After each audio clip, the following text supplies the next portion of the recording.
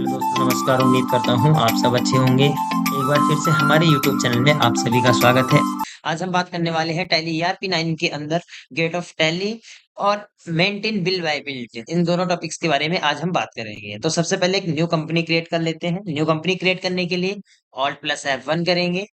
Alt+F1 करने के बाद आप देखेंगे कंपनी इन्फो, सिलेक्ट कंपनी और क्रिएट कंपनी, दो ऑप्शन मिल जाएंगे आपको। तो एक क्रिएट कंपनी कर लेते हैं, न्यू कंपनी। न्यू कंपनी के नाम से कंपनी क्रिएट कर। तो अब आप देखेंगे गेट ऑफ टैली में, तो गेट ऑफ टैली में क्या मिल रहा है आपको। सबसे पहले देखेंगे मास्टर। मास्टर में आपको अकाउंट इन्फो और इन्वेंट्री इन्फो, दो ऑप्शन मिल जाएंगे मास्टर में। अकाउंट इन्फो और इन्वेंट्री इन्फो। अकाउंट इन्फो का काम होता है जैसे लेजर बनाना, आपको ग्रुप बनाना, बाउचर क्रिएट करना। लेजर में किसी भी जैसे पार्टी का लेजर क्रिएट करना या किसी एक्सपेंसेस का, जैसे मैंने एक लेजर क्रिएट करा रेंट पे है, ये जाएगा आपका इनडायरेक्ट एक्सपेंसेस। सेम ऐसे ही आप लेजर क्रिएट कर रहे हैं रेंट रिसीव, तो ये इनडायरेक्ट इनकम हो गया। तो ये होते हैं कि आप अगर लेजर वगैरह क्रिएट करना चाहते हैं तो अकाउंट इन्फो में जाके क्रिएट कर सकते हैं। सेम ऐसे अगर आपको वाउचर क्रिएट करना है तो आप वाउचर भी क्रिएट कर सकते हैं, या ग्रुप क्रिएट करना है तो वो भी कर सकते हैं। Inventory info. इन्वेंट्री इन्फो में क्या होता है, stock group, stock item, unit. अब स्टॉक ग्रुप क्या होता है, सपोज आप कंप्यूटर परचेज कर रहे हैं तो कंप्यूटर कौन सी कंपनी का कर रहे हैं, डेल, HP, लियोनो परचेज कर रहे हैं, वो कंपनी सेलेक्ट करेंगे। स्टॉक आइटम, आप परचेज क्या कर रहे हैं। यूनिट, जो आप आइटम परचेज कर रहे हैं उसको किस कंडीशन पे, किस तरीके से गिना जा सकता है, पीसेस में, बॉक्सेस में, नंबर में, तो वो चीज आप इसके अंदर लिखेंगे यूनिट में। ट्रांजेक्शन्स में देखेंगे अकाउंटिंग वाउचर और inventory vouchers. Accounting vouchers vouchers management के लिए होता है, इन्वेंट्री वाउचर्स इन्वेंट्री मैनेजमेंट के लिए होता है। दोनों में अंतर क्या होता है। अकाउंटिंग वाउचर, तो वाउचर मैनेजमेंट में जो होता है कि आपने पर नॉर्मल परचेज की एंट्री चढ़ा दी, पेमेंट की, रिसीव की, सेल की एंट्री चढ़ा दी। इन्वेंट्री वाउचर्स के अंदर होता है स्टॉक मैनेजमेंट करना है, स्टॉक एक जगह से दूसरी लोकेशन पे ट्रांसफर करना है। जैसे आप परचेस करके सेल करते तो ऐसे ही आप एक आपने हरिद्वार से परचेस करा और आप इसी केस के लिए ट्रांसफर कर रहे हैं, तो इस तरीके से जो होता है वो इन्वेंट्री वाउचर्स में होता है। अब बात करें जैसे इंपोर्ट डाटा, आपने दूसरी कंपनी से एक्सेल ट्रांसफर करना है या टैली से दूसरी टैली कंपनी में ट्रांसफर करना है। सपोज अभी न्यू कंपनी के नाम से कंपनी बनी हुई है और इसमें जो डाटा है वो आप दूसरे में ट्रांसफर करना चाहते हैं, तो पहले आप सिलेक्ट करेंगे और उसके बाद आप इंपोर्ट डाटा में जाएंगे। बैंकिंग में जाके देखेंगे तो बैंकिंग की डिटेल्स के अंदर आपको मिल जाएगी। रिपोर्ट, रिपोर्ट में आप बैलेंस शीट वगैरह देखेंगे। जैसे बैलेंस शीट में आपको कोई चीज डिटेल चेक करनी है कि क्या लायबिलिटीज है, क्या एसेट्स आपके पास है, नॉन लायबिलिटीज कितनी है, कैश इन हैंड में कितना बैलेंस है, तो वो चीज आपको इसके अंदर मिल जाएगी। और अपने लॉस में भी सेम। स्टॉक समरी में क्या स्टॉक आपने परचेज करा हुआ है, अगर आपने कोई स्टॉक परचेज करा है तो वो स्टॉक आपको मिल जाएगा इसके अंदर। डिस्प्ले, रेशियो में आपको एनालिसिस में आपको क्या लेजर्स हैं, कितने ग्रुप हैं, कौन कौन से लेजर किसमें गए हुए, ये सारी चीजें इसके अंदर आपको मिल जाएंगी।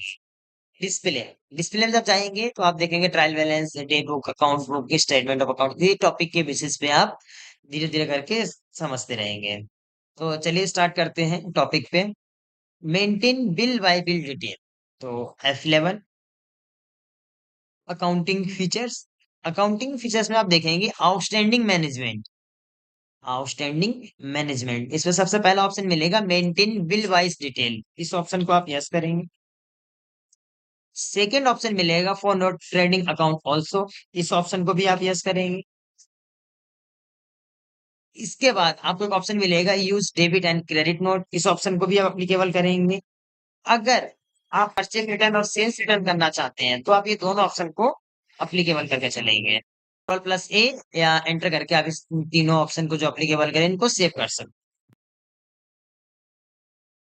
सेव करने के बाद अकाउंट इन्फो में जाके भी आप लेजर क्रिएट कर सकते हैं और आप डायरेक्ट लेजर भी क्रिएट कर सकते हैं।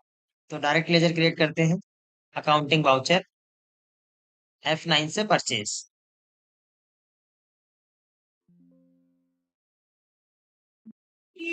पार्टी नेम जिससे हम परचेज कर रहे हैं, सन्ड्री क्रेडिटर्स, परचेज कर रहे हैं तो सन्ड्री क्रेडिटर्स होगा। यहाँ पे एक ऑप्शन आपको मिलेगा maintain balance bill bye bill, इस ऑप्शन को आप अप्लीकेबल चेक करके चलेंगे। क्योंकि ये ऑप्शन अप्लीकेबल होगा तभी आपको आगे की पेंडिंग अमाउंट और रिटर्न वगैरह की एंट्री शो करेंगे इसमें। आगे बढ़ते हैं। Purchase laser,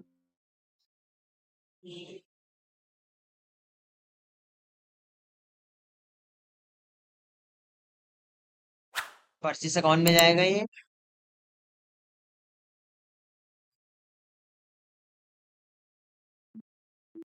name of item कि आप क्या परचेस कर रहे हैं वो लेजर क्रिएट करेंगे।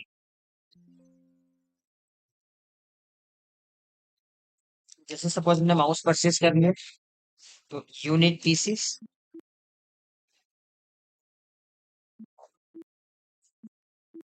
यहाँ पे आप सिलेक्ट करेंगे कितनी क्वांटिटी परचेस कर रहे हैं, 1000 पीसेस रख दिए, अमाउंट रख दी 360। एंट्री को सेव कर देंगे।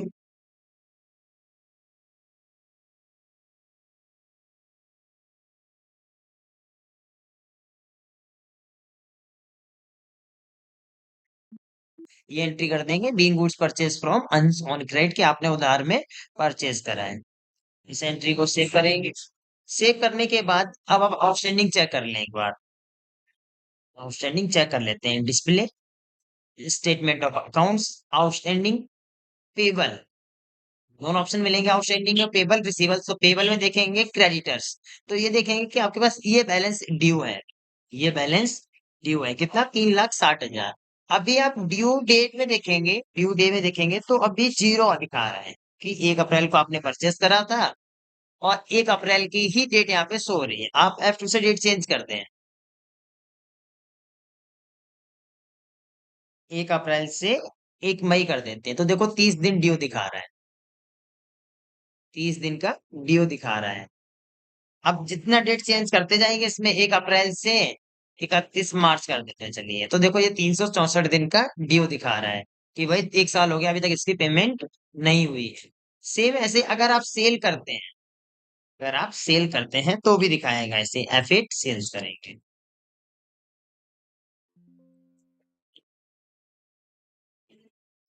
ये ऑप्शन अप्लीकेबल करके चलेंगे।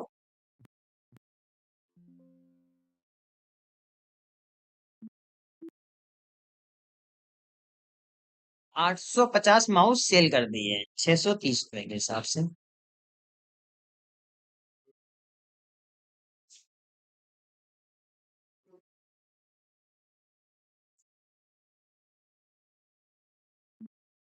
ये एंट्री होगी। चेक करने के लिए आप डिस्प्ले में जाएंगे। स्टेटमेंट ऑफ अकाउंट्स, आउटस्टैंडिंग, रिसीवल्स देखेंगे इसमें सन्ड्री डेब्टर्स तो सेम देखेंगे आप। आपका जो बैलेंस रिसीव होना है वो 5,35,500 रिसीव होना है और ड्यू डेट अभी जीरो दिखा रहा है। F2 से डेट चेंज करो 1 मई से 1 अगस्त। तो देखो 122 दिन पुराना ये बिल हो गया है कि भाई 122 दिन पुराना बिल हो गया है और अभी तक इसकी पेमेंट नहीं आई। अब पेमेंट आने से पहले कि 10 माउस आपके पास रिटर्न आ गए, 10 माउस आपके पास रिटर्न आ गए हैं तो इसके लिए आप अकाउंटिंग वाउचर कंट्रोल+F8 करेंगे। कंट्रोल+F8 करेंगे तो क्रेडिट नोट खुल के आएगा। क्रेडिट नोट का मतलब होता है सेल्स रिटर्न। सेल्स रिटर्न हमारे पास वापस आएगा। तो यहाँ सेलेक्ट करेंगे अमन। माउस कितने 10 पीसेस रिटर्न आ गए। प्राइस सेम रहेगा क्योंकि आप अपना ही आपने जो सेल करा था वो वही रिटर्न आ रहा है। बीइंग गुड्स रिटर्न बाय अमन, अमन से 10 पीसेस रिटर्न आ गए। अब 10 पीसेस रिटर्न आ गए तो अब एक बार बैलेंस शीट फिर से चेक कर लेते हैं कि आउटस्टैंडिंग में क्या इफेक्ट पड़ा है। तो display, statement of accounts, outstanding, receivables और सन्ड्री डेब्टर्स। तो आप देखेंगे कि जो आपका टोटल बिल बन रहा था वो 5,35,500 का बन रहा था। लेकिन 10 पीसेस रिटर्न आने के बाद अब आपका जो बिल बना है वो 5,29,200, 5,29,200 का बिल बन गया है कि भाई इतने का आपका रिटर्न आ चुका है तो इसलिए वो अमाउंट माइनस हो गई। 6,300 बैलेंस आपका जो था वो माइनस में रिटर्न हो गया तो वो माइनस हो गया बैलेंस और ये बचा हुआ बैलेंस आपका दिखा रहा है। अब जो बैलेंस हमारे पास रिटर्न आया है तो वो हम आगे रिटर्न कर देते हैं। रिटर्न करने के लिए अकाउंटिंग वाउचर कंट्रोल+F9, डेबिट नोट, ये परचेज रिटर्न होगा किसको, अंश। 10 पीस रिटर्न कर दिए। प्राइस परचेस वाला रहेगा इसमें, नरिशन बेइंग गुड्स रिटर्न टू अंस, 10 पीसीस रिटर्न कर दिए। फिर चाहे तो आप चेक कर सकते हैं outstanding display, statement of accounts, outstanding payables, sundry creditors. इसमें बैलेंस माइनस नहीं हुआ, चलिए पेमेंट करके देख लेते हैं क्या दिक्कत आ रही है इसमें। अकाउंटिंग वाउचर FI पेमेंट, किसको पेमेंट करना है पहले? अंश। पहले अमन से पैसा रिसीव कर लेते हैं, F6 किससे? अमन से।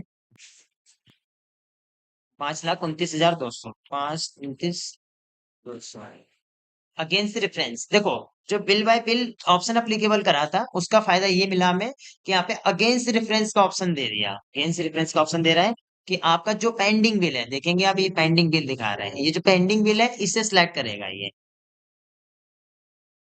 कैश को debit, being cash receive from Aman, ये अब पेमेंट कर देते हैं क्योंकि अन से हमने परचेस करा था। देखो यहाँ पे बैलेंस माइनस हो गया, वो वहां पे एंट्री नहीं दिखा रहा था, लेकिन यहाँ देखेंगे तो 3,60,000 टोटल अमाउंट देनी थी, पर 10 अमाउंट रिटर्न करें, 3,56,400 अमाउंट ये पैसा देना है। 56,400, ये देखो इसमें भी आपको अगेंस्ट रेफरेंस को इसमें दो ऑप्शन दे रहे हैं कि आप कौन सा बिल एक्सेप्ट करना चाहते हैं, जो रिटर्न करा था वो या आपने परचेस करा था वो। तो यहाँ सिलेक्ट करेंगे परचेस वाला बिल,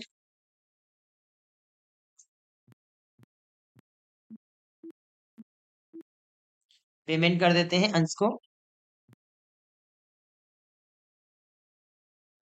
देखो यहाँ पे बैलेंस माइनस हो गया है, यहाँ पे बैलेंस माइनस हो रहा है, तो 3,56,400 एंटर करेंगे।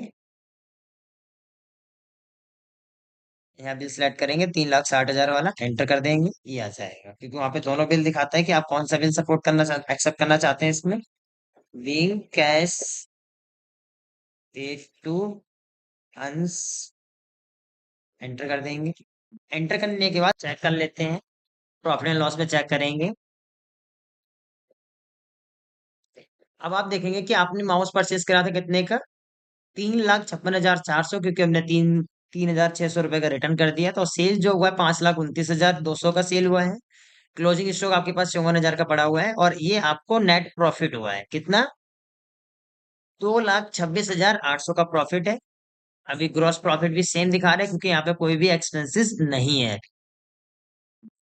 उम्मीद करूंगा कि आप लोगों को ये टॉपिक क्लियर होगा। अगर किसी तरीके का डाउट है तो हमें कमेंट करके बता सकते हैं।